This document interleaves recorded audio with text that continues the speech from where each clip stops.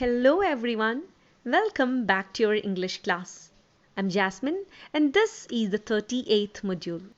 In this module, we are going to continue with the chapter The Enemy written by Pearl S. Buck and taken from the book Vistas. I know you all are eagerly waiting to know what happens in the story further. But before we continue, let's recollect what we have done so far. In the previous modules, we have seen how Dr. Sadao Hoki saves the white man's life by patiently completing an operation and taking out the bullet from his body.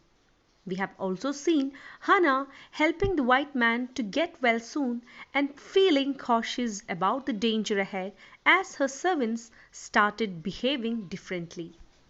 Now let's unfold the story together. As you read the section, you can see one morning the old gardener said that for him it was so obvious and clear what their master should have done with the white man. The old gardener had worked with flowers all his life and specialized in moss. He had been employed by Sadao's father. The gardener had made one of the best moss gardens in Japan for Sadao's father.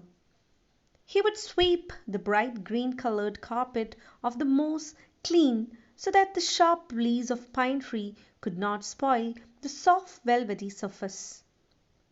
He plucked the flower bud from the bush and he said that his master's son, that is Sadao, knew very well what he was supposed to do.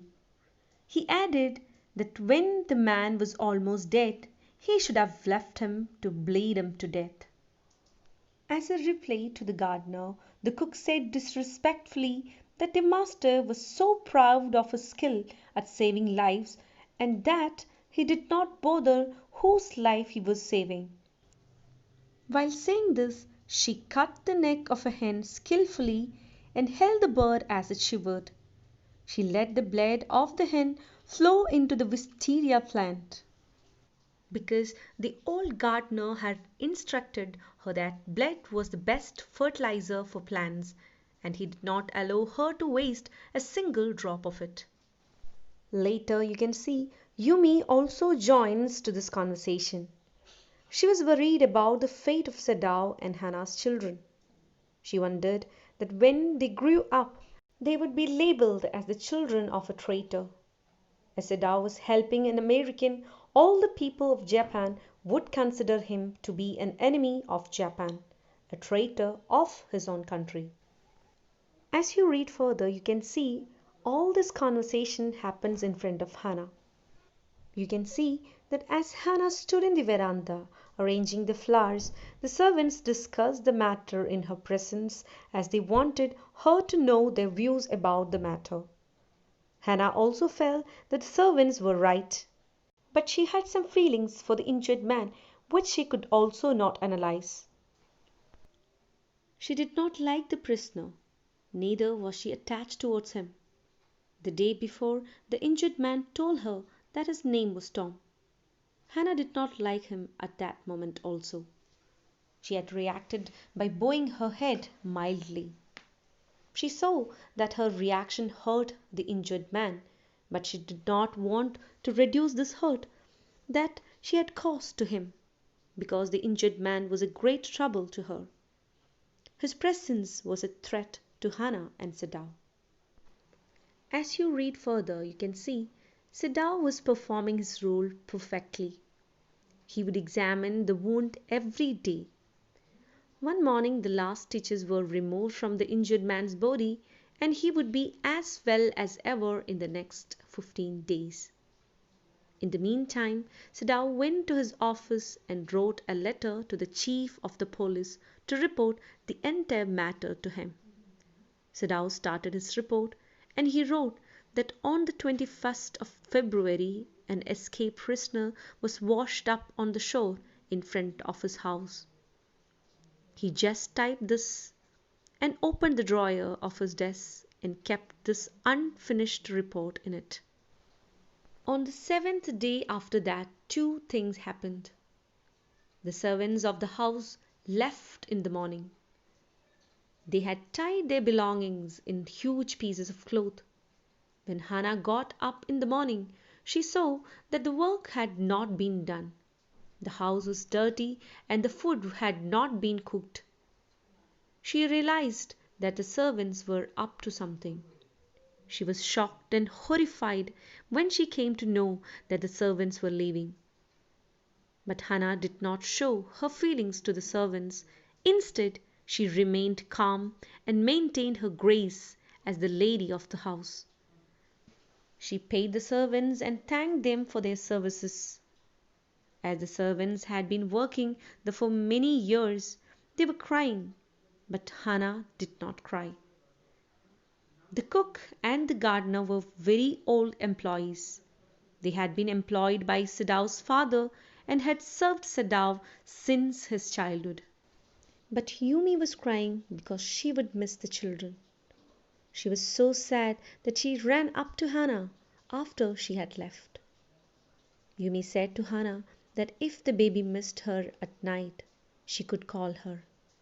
She further added that she was going to her own house and Hannah knew where her house was. Hannah smiled and thanked her for the offer, but to herself she said that in case the baby cried, she would not call for Yumi. As you read further, you can see the next morning Hannah prepared the breakfast and Sadav helped her by looking after the children. Neither of them talked regarding the servants, but after Hannah served the morning food to the prisoner of war, she came back to Sadav, probably to talk something. Hannah was very worried, and she questioned that why they were not very clear about what they ought to do. She added that even their servants were very clear as compared to them.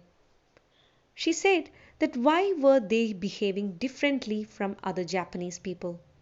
Hannah wanted to say that as Americans were their enemies, they should not have treated that prisoner of war and they should have let him die just like any other Japanese would have done. Sadao did not reply to Hannah, but after some time he went into the room where the prisoner of war was resting and spoke very fast. He said that day the man could get up and stand on his feet. Sadao wanted him to stand only for 5 minutes at a time.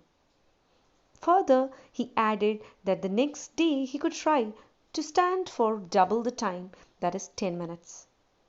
Sadao also said that it would be good for everyone that the man regain strength as soon as possible.